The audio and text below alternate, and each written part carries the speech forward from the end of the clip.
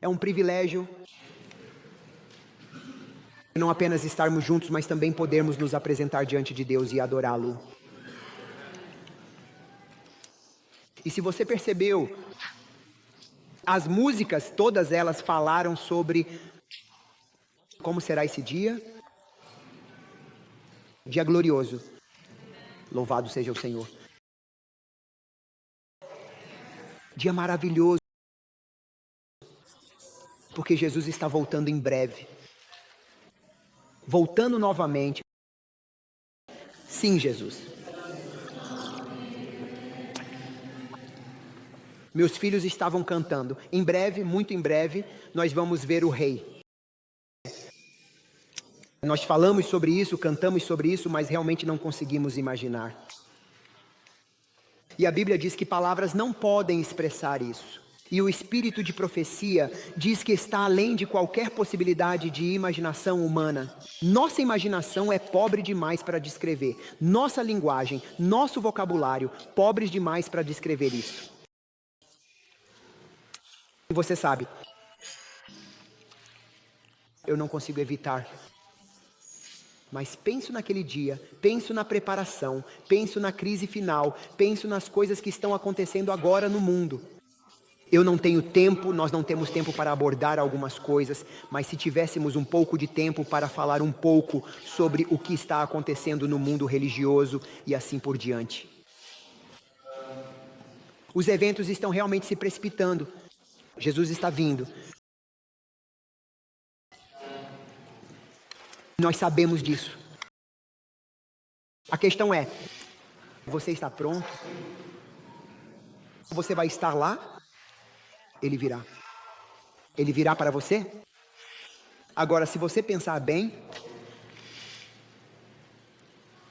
quando nós preparamos para o céu, falamos sobre crise, falamos sobre profecias, falamos sobre tantas coisas, mas muito pouco falamos sobre o que vamos fazer no céu. Estou certo? E o espírito de profecia diz isso claramente. Aqueles que fazem de Jesus seu Salvador, que estão continuamente, e eu vou trazer o parágrafo no meio da apresentação, que estão continuamente conectados, vivendo na presença de Deus, andando com Deus, são esses que estarão prontos. E então ela diz, eles vivem aqui como se já estivessem no céu. E então ela diz, eles percebem ao seu redor mundos invisíveis. E eles estão cercados, ela diz, por uma atmosfera do céu já aqui. Eles estão cercados por uma atmosfera do céu. Então eu olho para os nossos membros e às vezes realmente não vejo o céu ao redor deles.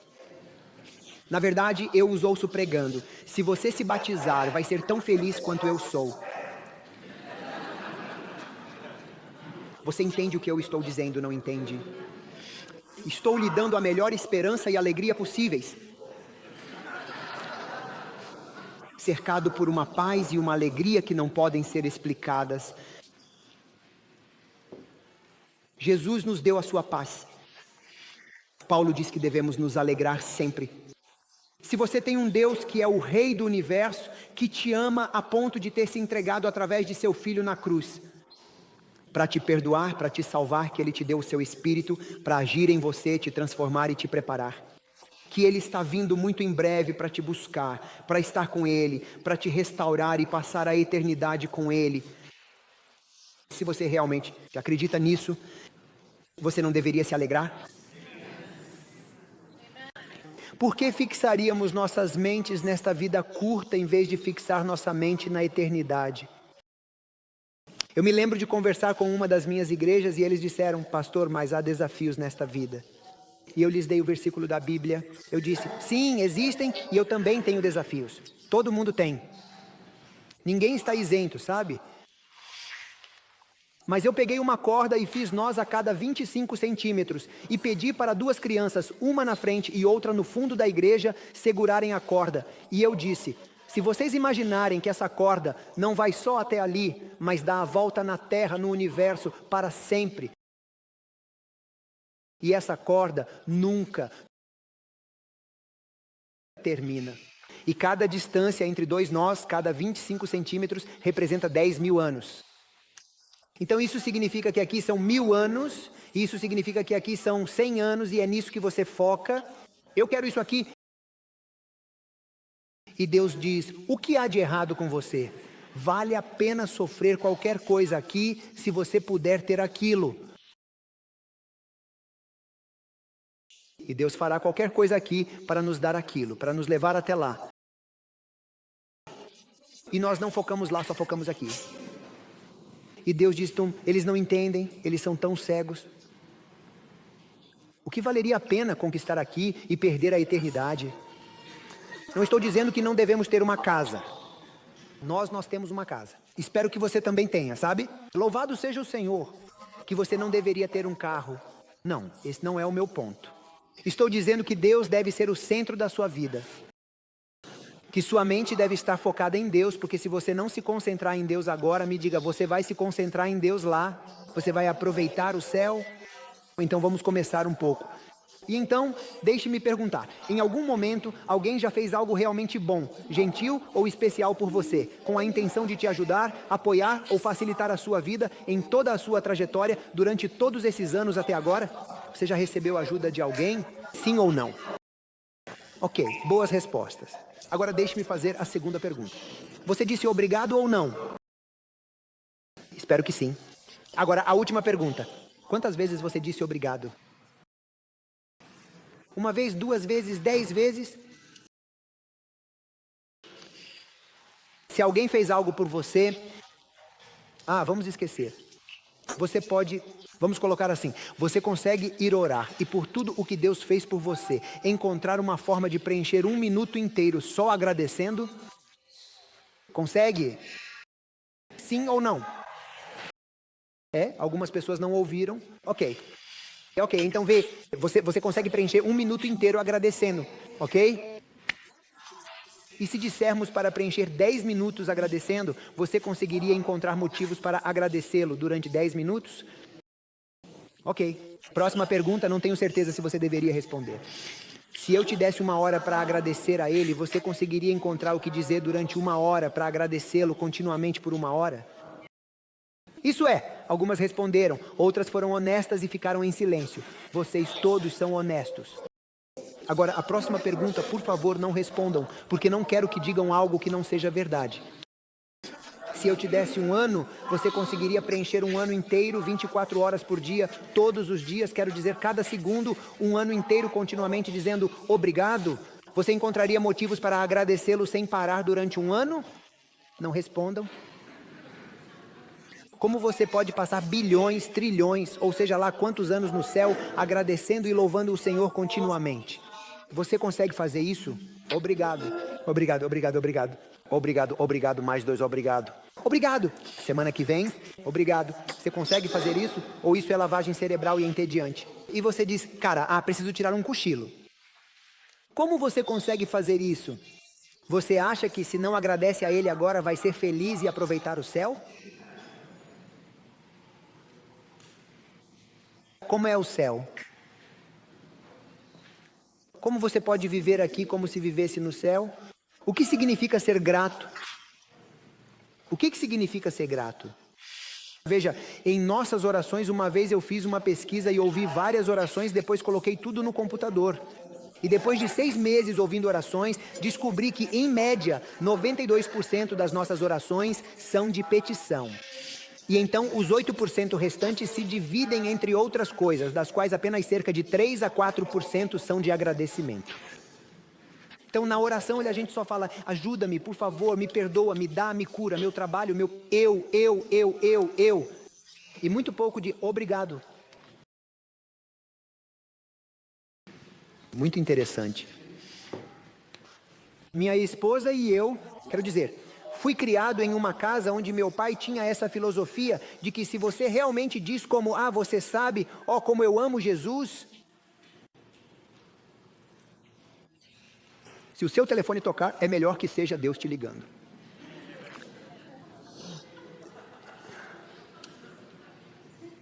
Eu fui criado em uma casa onde sempre ajudávamos as pessoas. Meu pai dizia, se você canta, ó como eu amo Jesus, também deveria ser capaz de cantar, ó como eu amo meu próximo. Porque se você não pode cantar, ó como eu amo meu próximo, nunca deveria cantar, ó como eu amo Jesus. E ele dizia, a Bíblia diz em 1 João 4, que se você diz que ama a Deus e não ama o seu próximo, você é um mentiroso. E o amor de Deus não está em você. Porque se você realmente ama Jesus, você ama os filhos de Jesus. Então meu pai dizia, quando Jesus vier, filho, ele não vai dizer, bom servo, entre porque você foi à igreja. Você deve ir à igreja, mas ele não vai dizer, bom servo, entre porque você ensinou na escola sabatina. Ele não vai dizer isso. Ele disse, eu estava nu, eu estava com fome, você se lembra? E ele vai dizer, toda vez que você fez isso para um deles, na verdade você fez isso para mim. Ele se identifica com aqueles que estão em necessidade. E ele diz, se você realmente me ama, você tem paixão e amor pelas pessoas. Você tem a compaixão que eu tenho. Você tem a misericórdia que eu tenho. Você me entende? Então, meu pai tinha essa filosofia. Nossa casa sempre foi como um hotel. Nós convidávamos pessoas para comer, pessoas para ajudar pessoas, sempre, sempre. Então eu fiz o mesmo com minha esposa. Continuamos convidando pessoas. Bem, ajudamos tantas pessoas. Eu não vou entrar em detalhes, mas eu nem consigo contar quantas foram. E quantos você acha que disseram obrigado? Muito poucos. Na verdade, alguns até nos culparam. E nos acusaram de coisas das quais nem éramos culpados. Quando estou na sua casa, eu nem consigo estudar. Gente demais. Eu preciso estudar para a escola. Irmão, eu te convido para comer junto. E você sabe, você precisa estudar para a escola e tem gente conversando. O que eu posso fazer? As pessoas vieram visitar, você sabe. Alguém disse, eu fui lá e eles tinham vagem, tinham brócolis, e eu esperava que tivessem charuto de repolho, comida romena, e não tinham. Irmão, coma o que eu como. Se você não gostar, não coma. Você sabe, minha comida é simples, mas é boa. Minha esposa e eu conversamos sobre isso. Dissemos, devemos continuar convidando e ajudando? E então eu olho para ela olha para mim e ela diz, Jesus curou 10 leprosos. E Jesus sabia que só um diria obrigado. Mesmo assim, ele curou todos os 10. Ela disse, se 100 pessoas recebem ajuda e só uma volta para agradecer, ainda vale a pena ajudar mais 100 se mais uma voltar. E ela diz, querido, nós fazemos isso para Deus, não para eles. E o que eles fazem é entre eles e Deus. E então ela me disse algo que foi realmente marcante, que realmente me tocou.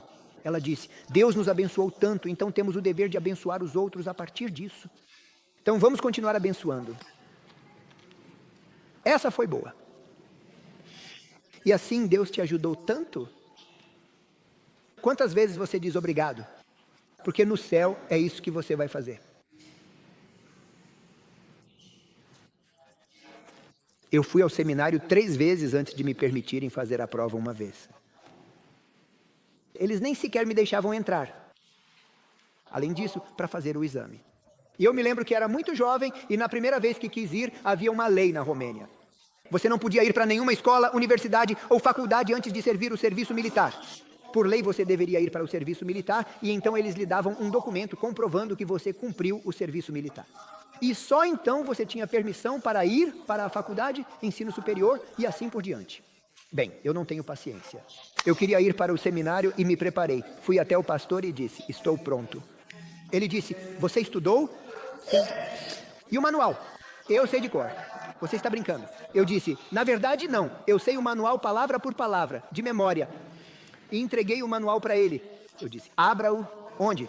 Onde quiser, não me importa. Ele abriu. Eu disse, leia a primeira linha e então recitei o resto da página de memória. Eu disse, vou devorá-los vivos. Eu sei. E eu fui lá preparado. E eles disseram, você tem o certificado de serviço militar? Eu disse, não. Então saia.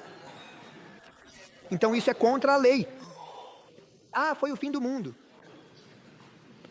Eu fiquei tão bravo com eles e tão bravo com Deus. Eu não disse, obrigado, Senhor, por essa aprovação, porque sabemos que todas as coisas cooperam para o bem. Eu disse, por que Deus faria isso com a minha vida? Eu estudei tanto. E quando eu saí, estava chovendo. E o que aconteceu com minha esposa no carro, aconteceu comigo no trem.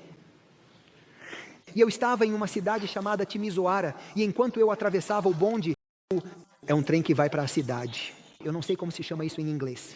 Não é um trem grande. Mas enfim, enquanto eu atravessava os trilhos do trem, eu estava com raiva, reclamando e fervendo de irritação. Eu ouço clink, clink, clink, clink, clink, clink, clink, clink, sabe? E eu não ouço nada, porque minha mente está focada nos problemas, em vez de estar focada na gratidão, em vez de estar focada em Deus. Estou olhando para cá em vez de olhar para lá. E então, enquanto atravesso o trem, sinto alguém me empurrando por trás com tanta força que quase quebrou minhas costas, me empurrando. E enquanto ele me empurra, os vagões, sabe, o trem. E eu olho para trás e fico assustado. Isso teria me matado instantaneamente. Então, depois que o trem passa, eu volto para agradecer e não há ninguém. A rua está absolutamente vazia. Por mais longe que se possa ver em todas as direções, ninguém. Então eu acredito que Deus disse a um anjo: vá e salve esse jovem tolo. Ele ainda não tem juízo, ele ainda não entende nada, mas eu tenho um plano para ele. Salve-o, porque eu tenho trabalho para ele. E se você focasse muito mais em Deus do que nas coisas que você acha que estão dando errado ou que realmente dão errado? Como seria a sua vida se você preferisse focar em Deus ao invés dos problemas? Se você preferisse dizer uma palavra de gratidão em vez de uma palavra de reclamação? Você sabe o que a Bíblia diz? Que quando reclamamos, damos crédito a Satanás e o louvamos. Você sabia disso? Nós damos crédito a Satanás. Como se disséssemos: ei, você teve sucesso, e o louvássemos por ser bem-sucedido em seu trabalho. E ela diz que você nunca deveria pronunciar uma palavra de reclamação. Nunca devemos permitir que nossos pensamentos ou palavras sejam de reclamação. Devemos sempre falar sobre vitórias e sobre Deus. Muito bem. A gratidão estará no céu, será a base do céu, o alicerce sobre o qual tudo se sustenta. E como você vai louvar a Deus no céu, diante de sua presença, se não tem o hábito de louvá-lo e agradecê-lo aqui na terra, em sua vida diária? Se você for honesto consigo mesmo, só por um instante, tente fazer as contas e ver quanto, dentro das 24 horas do dia, quanto desse tempo você passa falando sobre negócios, necessidades, contas, ou seja lá o que for, ou sobre a casa, quanto tempo você fala sobre problemas e quanto tempo você agradece a Deus pelo que Ele já fez por você e pelo que Ele ainda fará. Se você for honesto consigo mesmo, vai perceber que passa pouquíssimo tempo louvando a Deus. Na verdade, George Barna fez uma pesquisa há muitos anos, não me lembro, 2015, 2016, seja lá quando for, pode ser até mais, não me recordo. E ele diz que os cristãos, em média, na América do Norte, passam cerca de 9 minutos por dia orando e cerca de 9 horas por dia entre celular, internet e TV. Se você juntar tudo, celular, internet e TV, dá uma média de 9 horas. E se juntar o tempo de oração, uma média de 9 minutos. E isso mostra quais são as nossas prioridades, a nossa mente e o nosso coração. Eu me lembro, e por quê? Deus gostaria que você o agradecesse. Deus é muito orgulhoso e gosta de ser bajulado. E Ele diz: vamos lá, me louvem, senão vou castigar vocês, vou matar vocês, me louvem. Eu adoro quando me louvam. É por esse motivo? Deus gosta de ser louvado? É por esse motivo? Qual é o motivo pelo qual Deus quer que a gente... A Bíblia diz: entre em sua presença, entre em seus portões com ações de graças e louvores. Quando você entra na presença de Deus, veja os discípulos. Pedro está na prisão, os discípulos estão no cenáculo e eles louvam, oram e não dizem: ó Senhor, por favor, salve Pedro. Ó Senhor, os fariseus querem me matar. Ó Senhor, tenha misericórdia dele. Por favor, Senhor, tenha misericórdia. Eles dizem: Senhor, Tu és um Deus tão maravilhoso. Se você ler a oração no livro de Atos, Tu nos libertaste do Egito. Tu abriste o mar para nós. Você tem: Senhor, Tu és um Deus tão maravilhoso. Como não te louvarmos? E Tu tens agido por nós até aqui. Colocamos Pedro em Tuas mãos. Sabemos que você trabalhará. Eles passaram a maior parte da oração louvando a Ele e muito pouco pedindo. Ellen diz que nossas orações não são para informar a Deus. Ele conhece as nossas necessidades. Por que Deus gostaria que você o louvasse? Porque quanto mais tempo você passa louvando e quanto mais você foca nele, mais você entende como Ele é. E assim, quanto mais você entende como Ele é, mais você confia nele. E quanto mais você confia nele, mais paz você tem. E mais você o permite agir, espera nele e deixa ele trabalhar. Quando você o louva, é para você mesmo. Você precisa disso, irmão ou irmã. Eu me lembro que eu estava em eu estava em Califórnia. Qual é o nome? Eu esqueci. Não importa. Eu estava na Califórnia para uma conferência de oração. Eu tinha acabado de comprar um celular novo no dia anterior e eu não sabia como usá-lo. Eu não tive tempo. Peguei o celular na noite anterior e então, de manhã cedo, corri para o aeroporto. Eu não tive tempo de mexer no aparelho e era um telefone novo. Eu não sabia como usá-lo. Enfim, então comecei a pregar e achei que tinha desligado, mas por algum motivo ele ainda vibrava no meu bolso. E eu estou pregando, me pega por um segundo. E eu me recomponho e começo a pregar, de novo. Então eu me acalmo, começo a pregar, de novo. Oh céus. E eu pego o meu telefone e olho para alguém mais jovem. Você pode, por favor, desligar isso? E o rapaz, sabe, as crianças sabem mais do que a gente, né? Então ele desliga o telefone e eu termino meu sermão. E depois que termino, pego o meu telefone de volta, ligo e vejo que tinha 22 mensagens de texto e 16 mensagens de voz. Todas do mesmo membro da igreja, da mesma pessoa. E eu as ouvi. A primeira, ok. A segunda, a terceira, ruim. A terceira, realmente. A quarta piorou e ficou realmente feio. Pastor, por favor, atenda. Pastor, por que o senhor não atende? Pastor, o senhor nunca atende. Vocês pastores nem deveriam ser pastores. Vocês não se importam, só um sermão por semana. E continua, cada mensagem pior que a anterior. Então eu ligo para ele, o que está acontecendo? Por que você não atende o telefone? Eu estava pregando. Por que você não diz isso? Eu estava pregando. Eu disse, qual é o problema? Você sabe, pastor, o que aconteceu. Eu sei, visitei você várias vezes. Você me contou, minha esposa perdeu o emprego. Eu sei, minha esposa fez uma cirurgia e não se recuperou bem. Eu sei, perdemos nosso netinho. Eu sei, sinto muito mesmo. Pastor, eu também perdi meu emprego. Eu sei, meu irmão. Por que Deus não responde? Tenho orado todos os dias há 6 meses, apresentando meus problemas diante do Senhor, e Ele não responde. Eu disse, ele esqueceu de colocar pilhas novas no aparelho auditivo dele.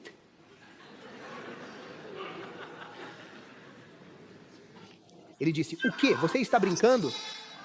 Eu disse, bem sim, mas eu tenho outra resposta.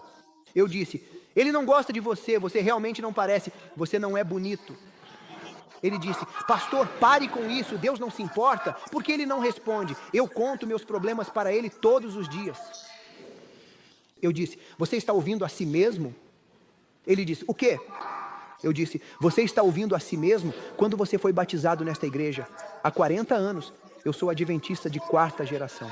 Eu disse, você não é. Você está ouvindo a si mesmo como os discípulos no lago. Você não se importa que pereçamos? Deus se importa? Sim ou não? Bem, eu te digo, Ele cuida de você mais do que você cuida de si. Deus te ama com um amor que a mente humana não pode compreender. Nós nunca, nem mesmo no céu, nunca seremos capazes de entender. Os anjos não conseguem entender o amor de Deus. Esse será o estudo da eternidade e nunca entenderemos completamente o amor de Deus. Então eu disse, que vergonha. Você me pergunta, por que Deus não se importa? Por que Deus não responde? Deus te ama? Bem, sim. Ok? Sim ou não? Sim. Então, teoricamente você sabe, mas na prática não. Deus tem poder? Sim. Deus tem sabedoria? Sim. Então qual é o problema? Se Deus te ama, Ele tem poder, Ele tem sabedoria. Deixe Ele agir, deixe Ele trabalhar no tempo dEle. Talvez Ele saiba de algo que você não sabe. É o grande conflito. Pastor, é fácil para o Senhor. O Senhor nunca tem problemas. Eu disse, você tem certeza disso? Porque eu poderia te contar os meus problemas, sabia? Então eu disse, meu irmão, me diga como você ora. Bem, eu oro. Não. Você disse que nos últimos 6 meses tem contado os seus problemas para Deus, sabe? Deus, o Senhor não sabe, deixa eu te contar. Eu disse, me diga como você ora. Bem, eu oro. Eu disse, não, me diga como você ora, palavra por palavra. Bem, por que eu faria isso? Eu disse, porque você me ligou, me diga como você ora. Bem, eu não me sinto à vontade, então Deus te abençoe. Tchau. Eu digo, vamos lá, pastor, me diga como você ora. Bem, eu digo, Senhor, eu tenho esse problema, por favor me ajude, Senhor. Tenha misericórdia de mim, Senhor. Por favor, tenha misericórdia. Gata disse, você precisa implorar para que Ele tenha misericórdia, porque Ele não tem misericórdia, sabe? Por favor, tenha misericórdia de mim, por favor.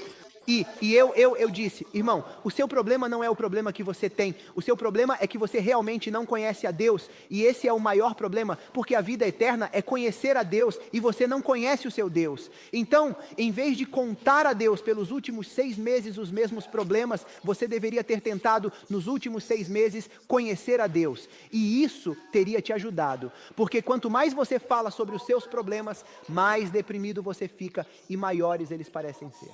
Ellen White diz que, prestem atenção pessoal, nós muitas vezes, aspas, pegamos problemas emprestados. Se você ler esse parágrafo, ela diz, nós pegamos problemas emprestados.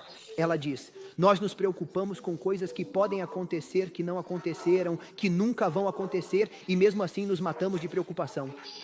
E ela diz que são coisas com as quais deveríamos simplesmente deixar Deus lidar. Pegamos problemas emprestados, e nós ampliamos os problemas, e quanto mais falamos sobre eles, maiores eles parecem, mais desesperados ficamos, mais deprimidos nos tornamos. Nós realmente temos problemas, mas depois que você entregou a Deus, a palavra ali, lance todas as suas necessidades sobre Ele, é equibalu. Equibalu significa, quando você lança pedras, significa lançar algo tão longe que você não consegue alcançar e não pode pegar de volta. Você deve apresentar o seu problema, mas deve lançá-lo sobre ele. Diga, Senhor, eu te entrego fisicamente, eu te entrego o meu problema, agora eu te entreguei. É teu, não é mais meu, eu lancei sobre ti, tu pegaste, é teu, tchau, cuida disso. Você entende? E você confia em Deus, espera no Senhor e segue com a sua vida dizendo, eu confio em ti, porque sei que tu me amas tanto que deste Jesus. Eu digo, irmão, você não conhece seu Deus. Você mostra seus problemas a Deus, coloca nos ombros como se Deus não fosse capaz, não te amasse, não se importasse ou tivesse artrite. Ou ele está dormindo, sabe? Ou ele é velho. Porque se ele te ama, por que você se estressa? Isso significa que você não confia no seu Deus. Isso é um grande problema. Sem fé, como você vai para o céu passar a eternidade com um Deus que você não conhece e não confia?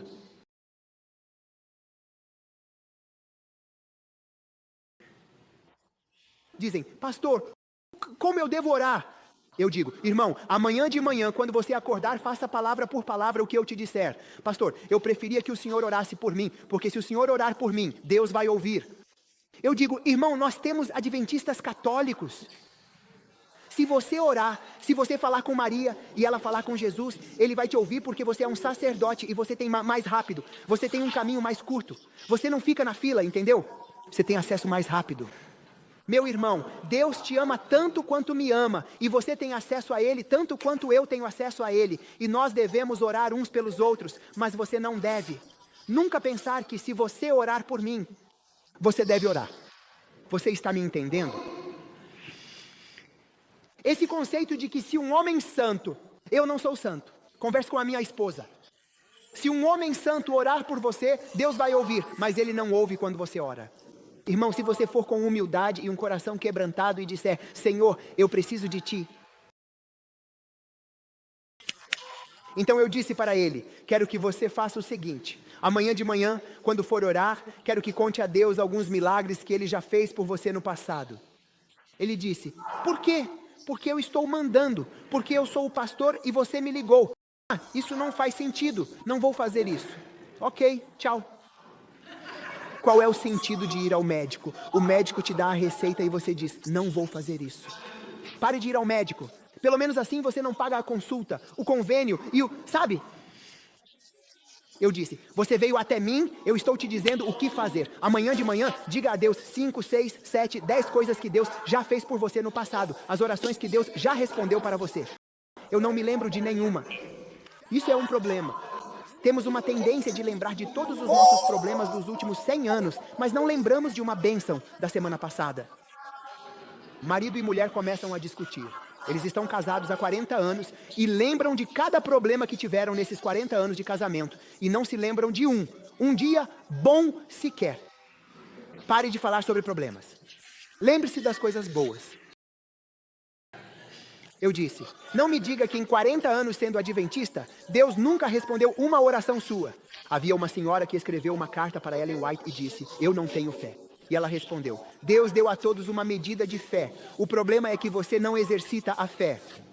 E ela diz, toda vez que Deus responder uma oração, não importa quão pequena seja, escreva em um diário. E ela diz, à medida que você escrever cada milagre, tudo o que Deus fez por você, quando estiver passando por dificuldades, leia o que Deus já fez no passado e Ele vai te dar força para o presente.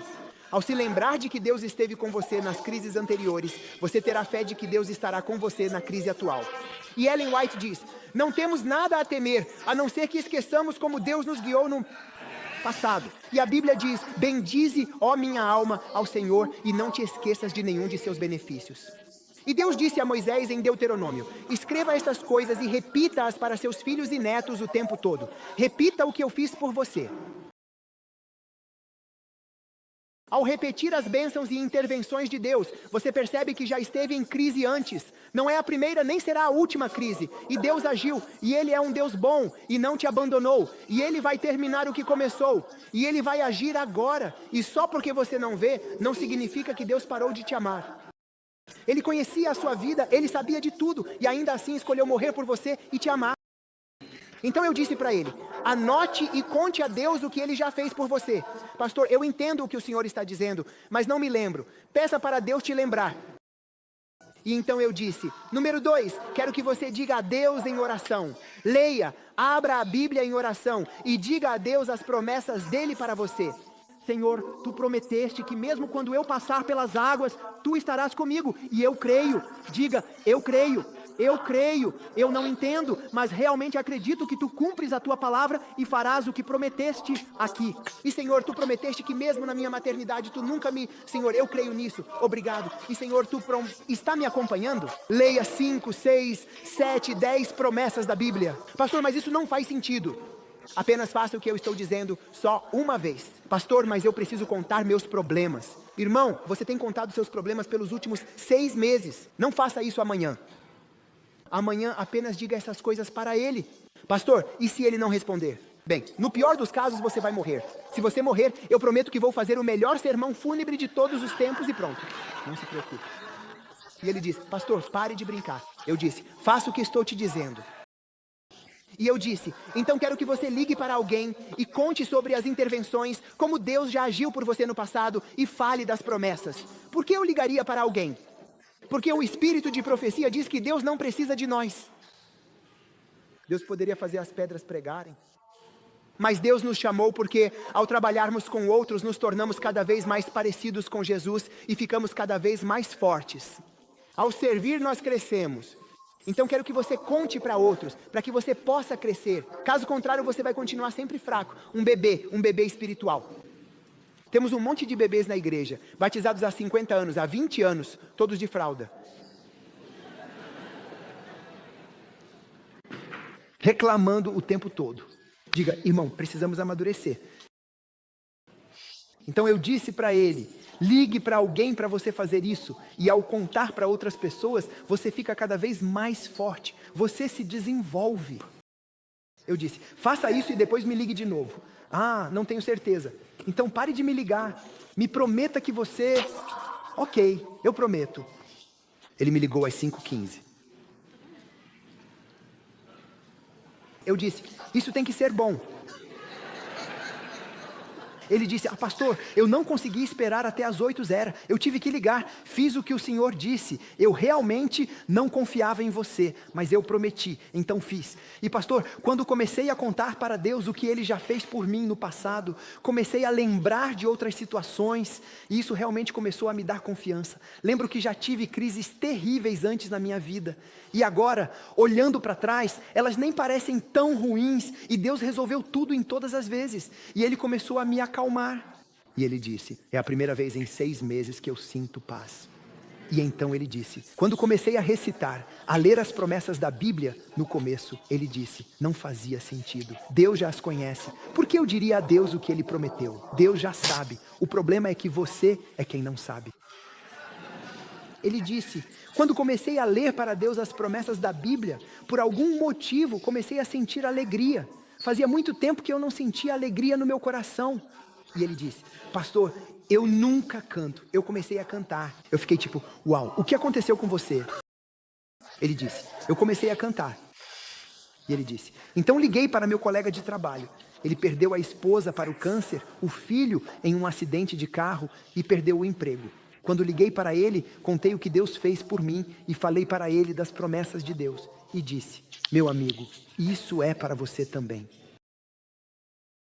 E o cara começou a chorar e disse: sabe, eu não entendo, você tem tantos desafios e mesmo assim consegue ter tanta alegria, fé e paz. Eu quero o que você tem. Eu não vejo as pessoas tendo esperança do jeito que você tem. Eu quero essa esperança. Para você, isso é real. E ele disse: você salvou minha vida. E esse cara disse: como eu salvei sua vida? E o outro cara disse: eu estava com minha arma carregada, eu não via mais motivo para viver.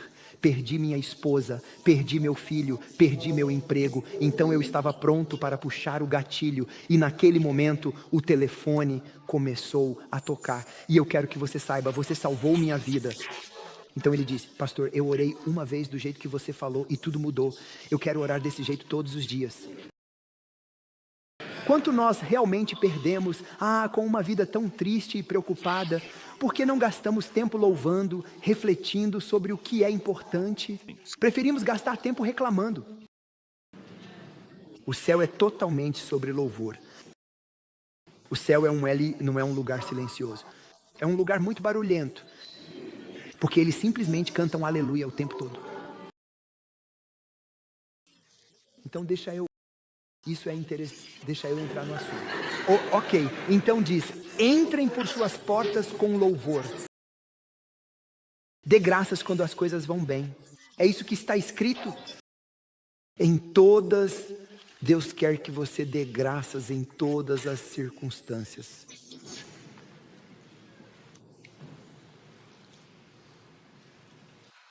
Você conhece a música?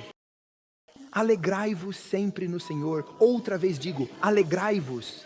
Isso deveria estar em nossos lábios dia e noite. Ouça, é assim que você ora. Não ande ansioso por coisa alguma, mas em tudo, pela oração e súplica específica, com ações de graças, apresente seus pedidos a Deus. Deixe-me falar sobre o céu, porque esse é o nosso assunto, porque em breve vamos para casa, para o céu. Então, se você se lembra dos versículos da Bíblia em Apocalipse, se você se lembra do capítulo 4 de Apocalipse, diz que ao redor do trono há 24 tronos com 24 anciãos vestidos de branco. Você se lembra? Com coroas de ouro sobre suas cabeças. E há relâmpagos e terremoto e glória e 7 espíritos de Deus. E se você se lembra, é o mar de vidro e cristal, e então há 4 criaturas estranhas, esquisitas. Você se lembra? E as criaturas são uma como... Nós lembramos? Um leão, o segundo, um boi, o terceiro, um humano, e o quarto, uma águia. O que é isso? Você se lembra do que é isso? As tribos de Israel foram divididas em 4 grupos.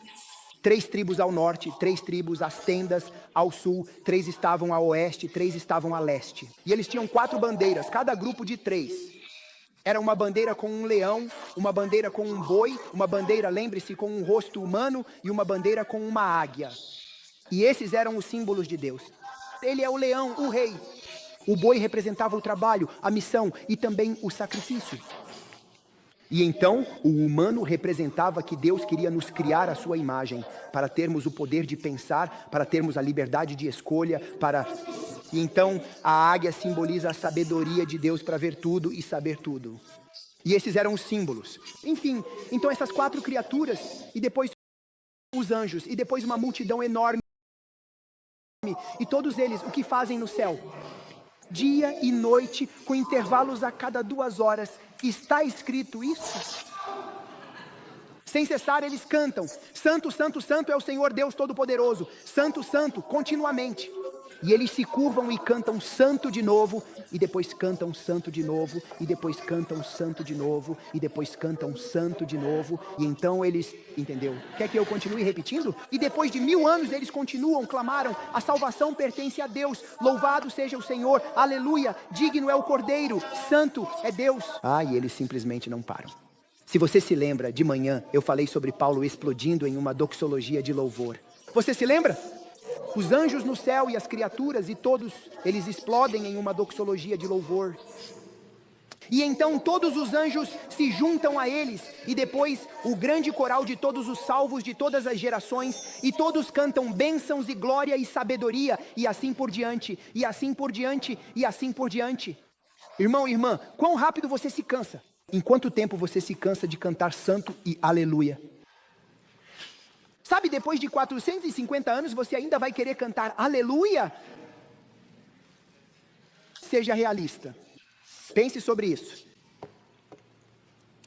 Então deixe-me explicar uma coisa, e nós vamos chegar lá. Que vida seria essa de dizer perpetuamente obrigado, obrigado, obrigado? Entende? Então, vou te contar algumas histórias antes de irmos para a resposta, porque é absolutamente poderoso. É algo que muda vidas. Aliás, quando você fala sobre oração de agradecimento ou ações de graças, infelizmente, muitas vezes os americanos, de modo geral, não costumam pensar imediatamente em agradecer. Eles pensam em dia de ação de graças. E o que é isso? Um peru. Você conhece a piada? É Michigan, está frio, está nevando, tem tempestade, as pessoas estão dentro de casa, está quente e agradável. Há um peru na mesa. Do lado de fora, um cachorro e um peru olham pela janela. E o cachorro diz: cara, eu queria estar lá dentro, minha vida é miserável. E o peru diz: eu sou tão grato por não estar lá dentro. É uma questão de perspectiva. Então, muitas vezes, quando falamos sobre o dia de ação de graças, pensamos sobre o dia de ação de graças, se você não entende. Mas o dia de ação de graças não é um dia por ano, em novembro, quando as pessoas fazem uma grande refeição, se reúnem à mesa e todo mundo pergunta: pelo que você é grato? E por 3 segundos eles dizem: sou grato por isso. Isso não é o céu, mesmo que eles comam peru de tofu. No dia de ação de graças, ou melhor, os cristãos, eles dizem obrigado 3 vezes por dia. Quando acordam, quando vão dormir. Não, 5. Antes de comer. No total, 15 segundos. Isso é melhor? É terrível, totalmente terrível. Cristãos de verdade louvam o Senhor o tempo todo. Sem parar.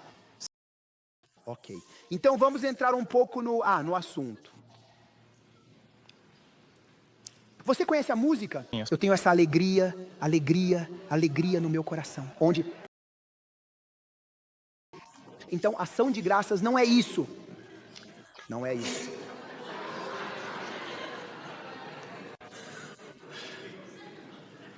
Sexta-feira Negra.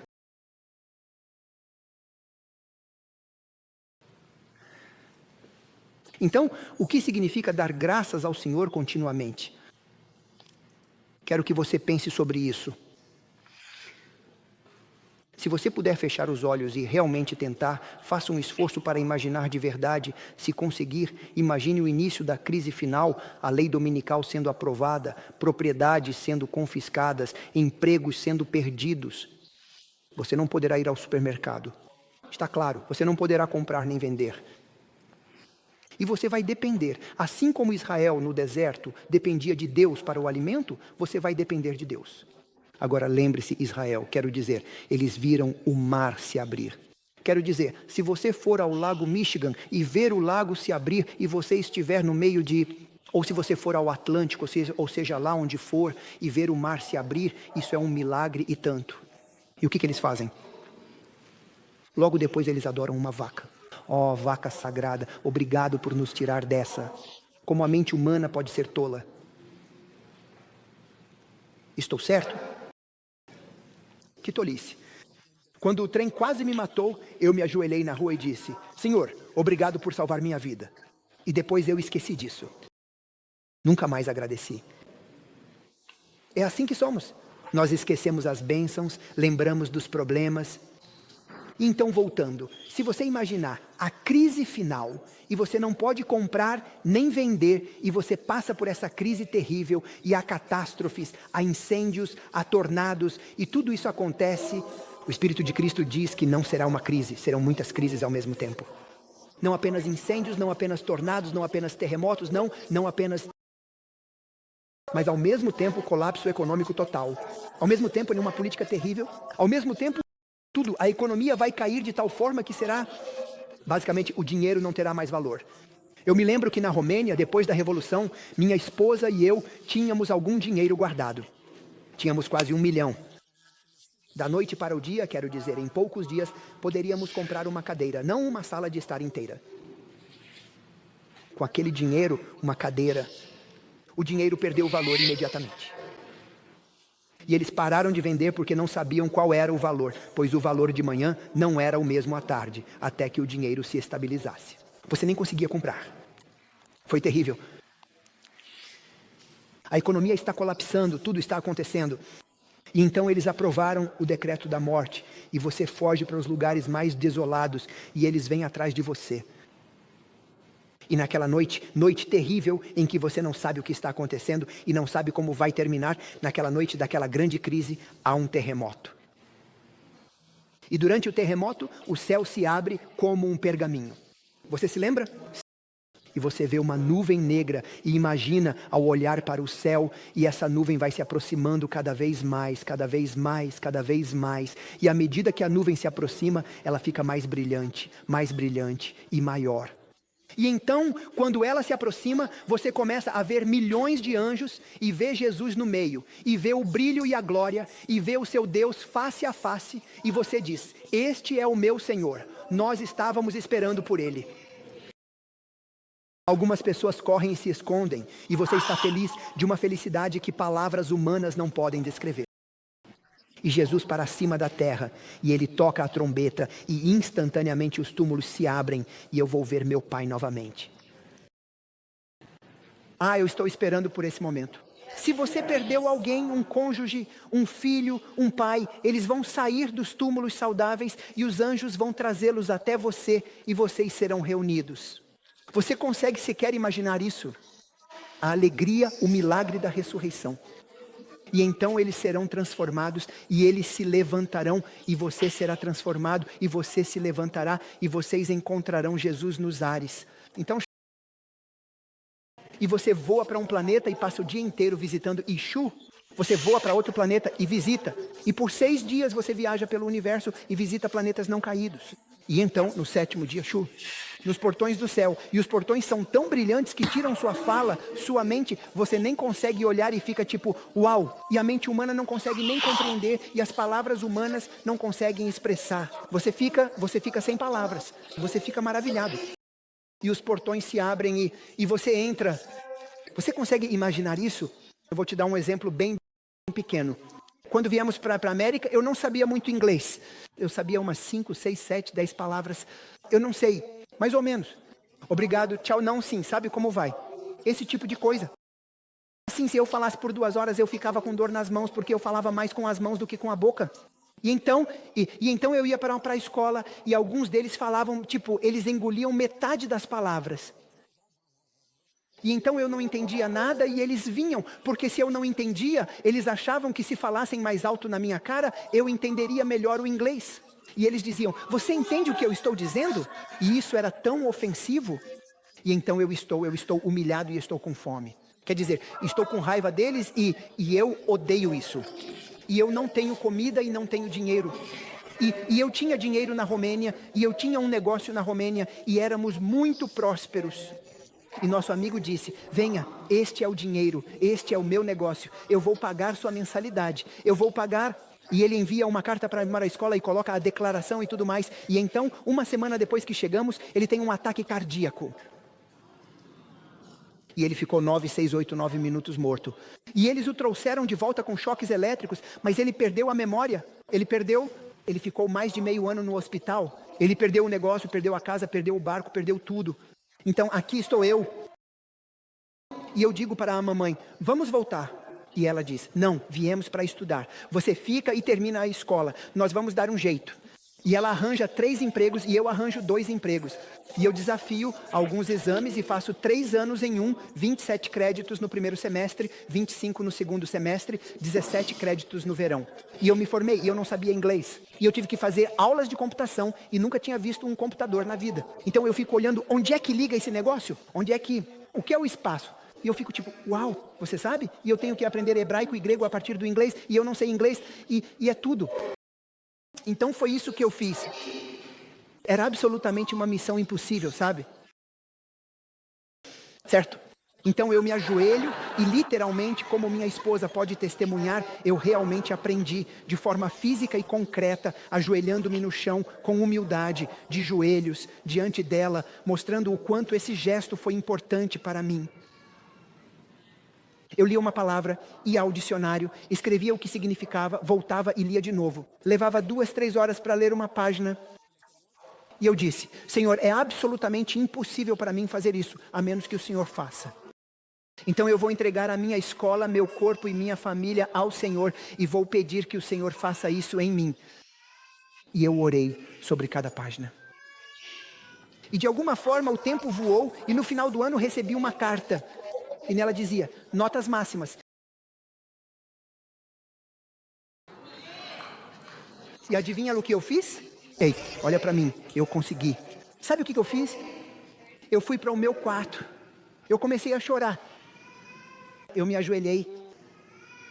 Eu peguei as notas. Eu disse, Senhor, isso é um engano. Essas notas são suas, não minhas. Porque foi o Senhor quem fez, não eu.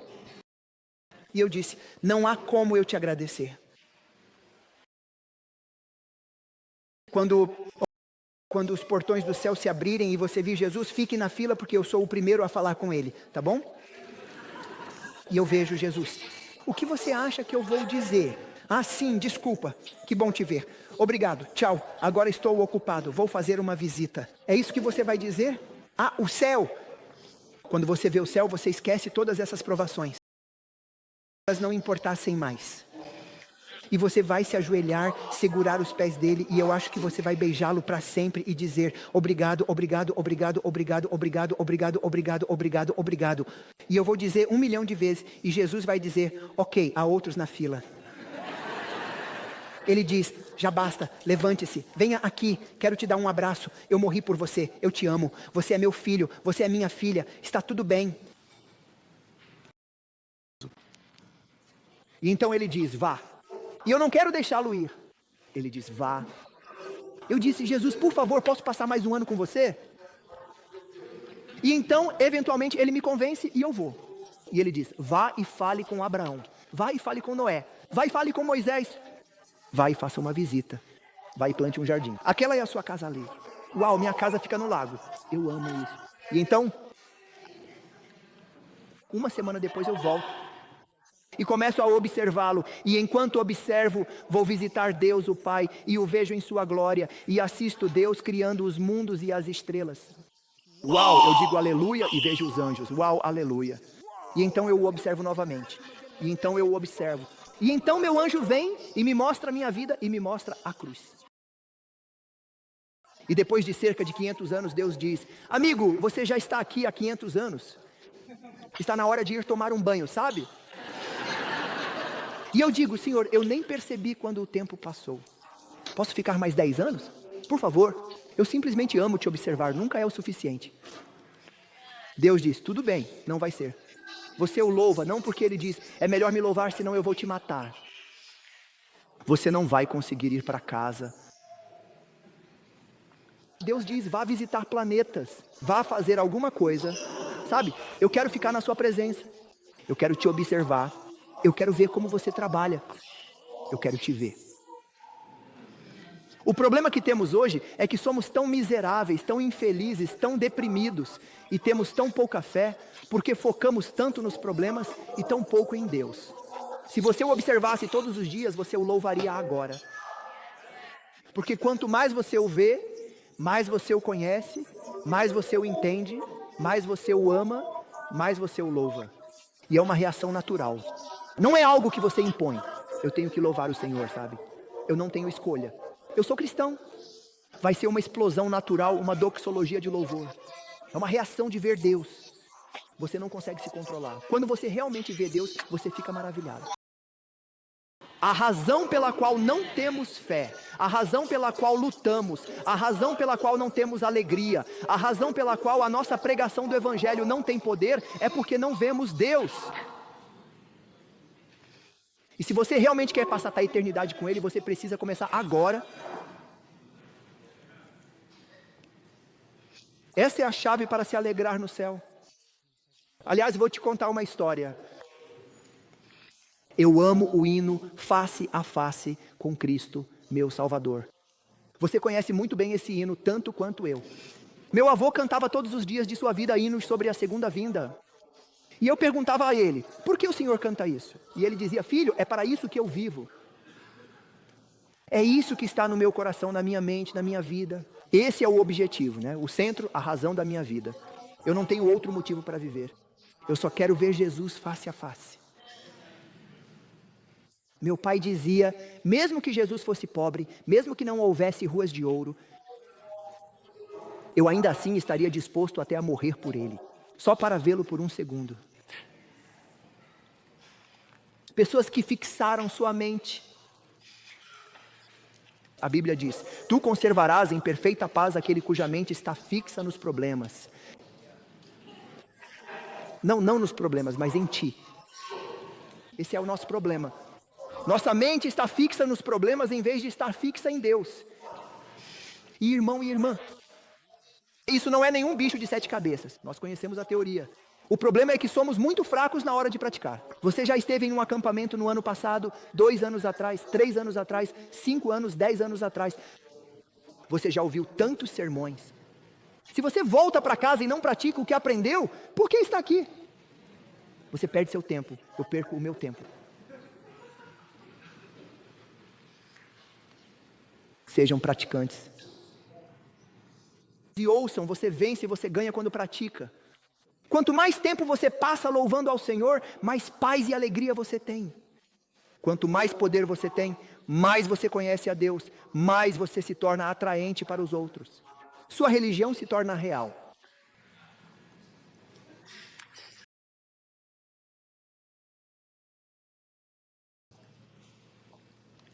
Preciso pular um pouco porque temos só um tempinho sobrando.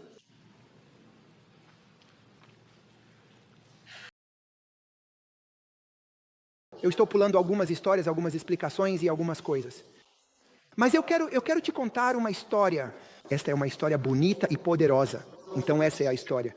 Essa é uma história real. Jim O'Neill, 65 anos de idade, piloto extremamente habilidoso, instrutor com... eu não me lembro. Eu li na internet quantas milhares de horas de voo ele tinha. Um bom instrutor, ensinando outros a pilotar aviões. Ele estava pilotando seu pequeno avião monomotor a 15 mil pés de altitude. Instrutor extremamente competente, piloto extremamente habilidoso. Seu avião em perfeito estado, nunca teve um problema. Passando em todas as inspeções, mantendo tudo perfeito. Enquanto ele voava a 15 mil pés, de repente ficou cego, totalmente cego. Como é possível pousar um avião estando completamente cego? Não há, o quê? Uma chance em 100 milhões de sobreviver. Então ele desesperadamente chama a torre mais próxima, Mayday, Mayday. Sabe como eles fazem? Desesperado, ele usa o rádio e diz, estou cego. E eles dizem, repita, estou cego. Eles perguntam, você está brincando? Não, eu sou o piloto tal, do avião número tal, e estou cego. Perdi a visão instantaneamente e eu não sei o que fazer. Então eles tentam guiá-lo da torre pelo rádio, mas falham. Eles não conseguem de tão longe pousá-lo com segurança. Eles nem sequer veem o que está à frente dele. Então eles dizem para ele ficar acordado e ele não sabe o que acordado significa. Devo subir mais? Estou perdendo altitude? Estou subindo demais? Ele está desesperado. Ele está eu desisti, não tenho esperança. Então eles encontram um avião de treinamento da Força Aérea do Exército, um piloto, um comandante, o comandante Paul Gerard, que por acaso estava voando na mesma área, fazendo treinamento com os cadetes da Força Aérea, os alunos. E o comandante do avião da Força Aérea se aproxima e, pelo rádio, entra em contato com Jim O'Neill. E ele diz: ouça, aqui é o comandante Paul Gerard. Estou voando paralelo a você. Não se mova para a esquerda nem para a direita. Eu estou. Apenas continue em linha reta. E então ele diz: quero que, a partir deste momento, você siga minhas instruções. Muito simples, muito claro. Não desvie para a esquerda nem para a direita das minhas instruções. Mas eu não sei.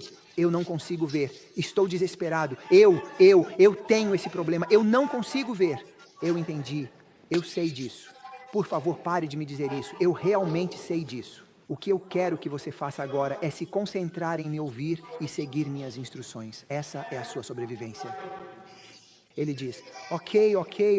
Eu entendi, mas eu estou cego. Quero que você vire um pouco para a esquerda 15 graus. Ah, e se eu virar demais? E se eu virar de menos? Não? E ele diz: apenas se acalme. E então ele diz: agora quero que você suba 100 pés de altitude e é assim que você faz. Quero que você aumente a velocidade para tal valor. E ele, em vez de ouvir, diz: mas eu não posso. E se eu ficar alto demais? E se eu ficar baixo demais? E se eu morrer? E se eu desmaiar? E se eu matar pessoas quando eu... E ele está tão estressado que não consegue ouvir instruções simples. A mente dele está tão focada na crise que ele não escuta. Então o comandante diz: quero que você me conte a sua história de vida e me fale sobre sua família e seus filhos. Por que eu faria isso? Porque essa é a condição para eu te ajudar. Então ele começa a falar sobre sua vida e depois o comandante conta a dele.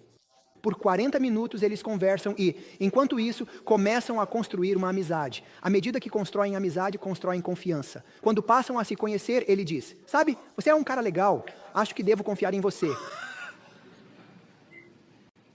Ele diz: eu não posso confiar minha vida a um estranho, mas você é um cara legal, acho que posso confiar em você. E ele pergunta: o que você está fazendo? Ele diz: bem, você tem voado corretamente na direção certa, você perdeu um pouco de altitude. Agora, já que você me conhece e confia em mim, quero que aumente a velocidade para tal e tal. Ele fez isso. Ele diz: agora estamos chegando perto do primeiro aeroporto possível. Vou tentar pousar você. Então coloque os flaps assim, faça isso, ajuste a velocidade, isso e aquilo. E ele diz: estou indo devagar demais, vou desabar. E ele acelera e chega rápido demais, muito tarde na pista. E o piloto diz: puxe, senão você vai bater nas árvores. Porque ele desce tarde demais, pois veio rápido demais. Então eles sobem novamente. Ele diz: você está estressado de novo, quero que você me ouça. Confie em mim e foque em mim. Não foque na sua cegueira, apenas me escute. Então eles tentam novamente e agora ele vem devagar demais. Então ele puxa o manche e depois tenta 4 vezes.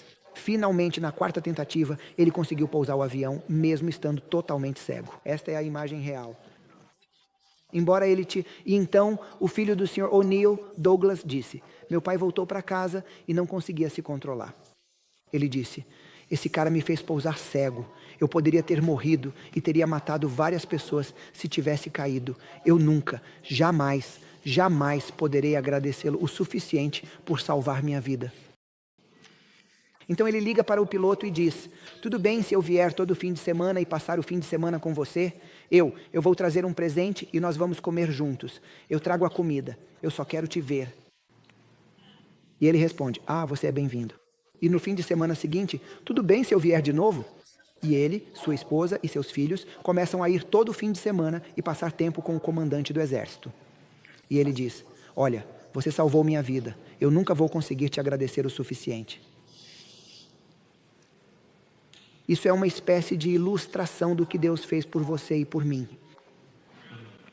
Mas em uma escala muito maior. Eu não vou contar a história da Cascade Mountain, porque já contei a história do esquiador cego. Não contei? Sim, aquela era a foto. Bem aqui.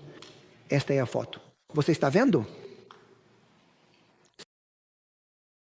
Então, essa era a foto das crianças descendo na Black Diamond e eu estava no canto direito indo para Bunny Hill.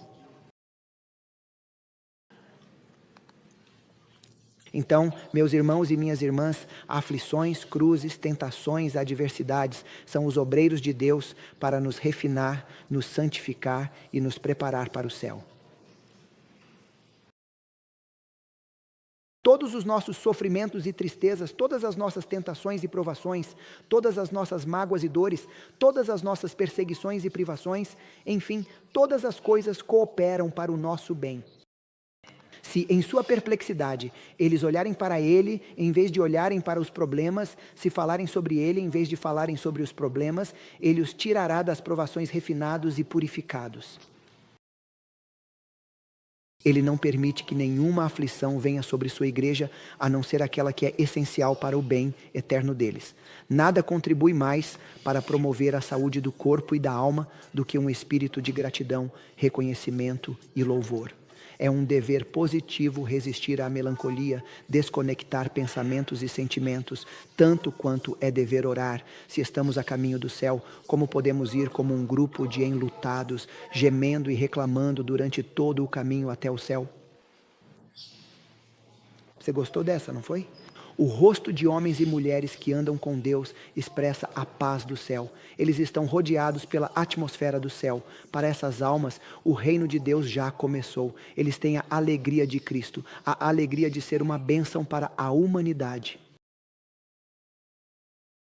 Ainda há mais alguns parágrafos? Nosso tempo acabou. Precisamos encerrar. Meu irmão, minha irmã, quando você for para casa hoje à noite, amanhã, ou quando quer que vá para casa, quando começar a orar, dedique um tempo de qualidade para louvar ao Senhor. E faça isso, apenas tente. Comece a ler para Deus as promessas da Bíblia. Sua oração vai ser uma alegria. Comece a falar com Deus sobre o que Ele fez por você na cruz. O que Ele fez por você na sua vida. As bênçãos, as coisas que Ele te dá todos os dias e que você acha que foi você quem conseguiu. Bem, eu tenho uma casa porque trabalhei.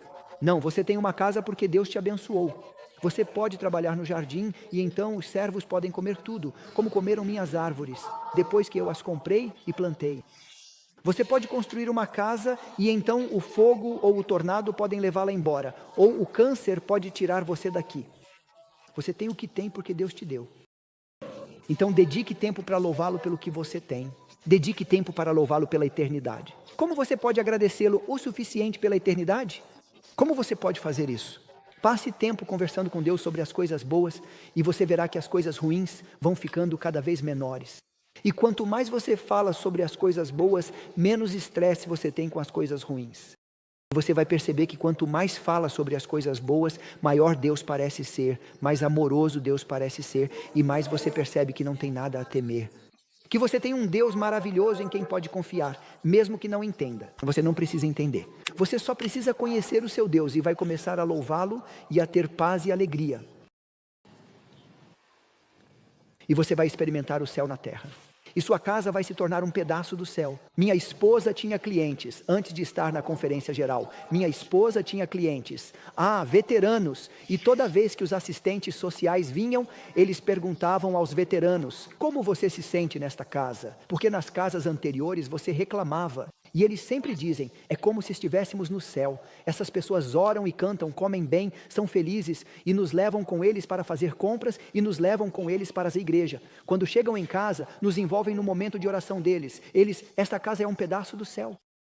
E os assistentes sociais diziam, bem, está na hora de você se reintegrar, conseguir um emprego, voltar para a sociedade. E eles respondiam, não, podemos ficar aqui, queremos morar aqui.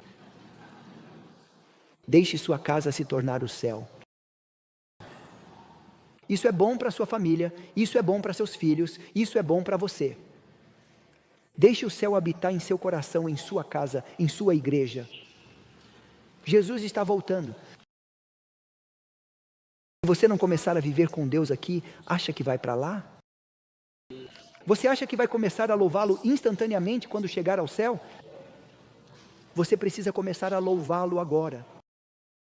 Eu não vou contar a última história porque já são 9h27. Me disseram para terminar às 9h30. Eu tinha mais 2 histórias, mas tudo bem.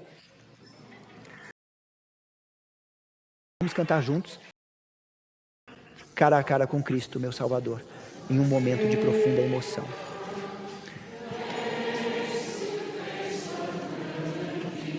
Excelente.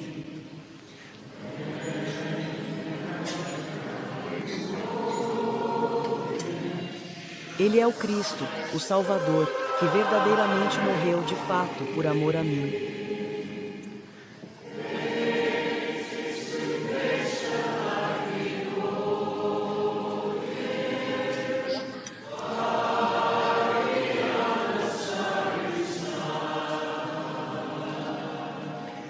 O rosto de glória eu verei.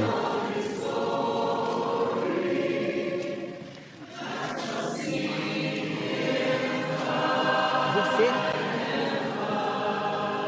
consegue imaginar além do trono, ver os seres viventes e ver Deus Pai e ver os anjos e ver. Você consegue imaginar isso? Não deveríamos dizer obrigado de novo e de novo e de novo. Não deveríamos fixar nossa mente nisso, ao invés de fixar nossa mente nessas coisas miseráveis, sabe? A razão pela qual os cristãos são miseráveis é porque eles olham para coisas miseráveis. Deus chamou você para olhar para coisas maravilhosas. Porque você, às vezes é uma escolha nossa. Vamos escolher passar tempo com Deus, certo? Quando você terminar hoje à noite, não volte do mesmo jeito. Traga o céu para a sua família, porque Jesus está vindo. Amém? Vamos orar juntos. Pai do céu, a mente humana simplesmente não consegue nem ao menos compreender, não consegue nem captar sequer um vislumbre dessa glória, dessa grandiosidade celestial.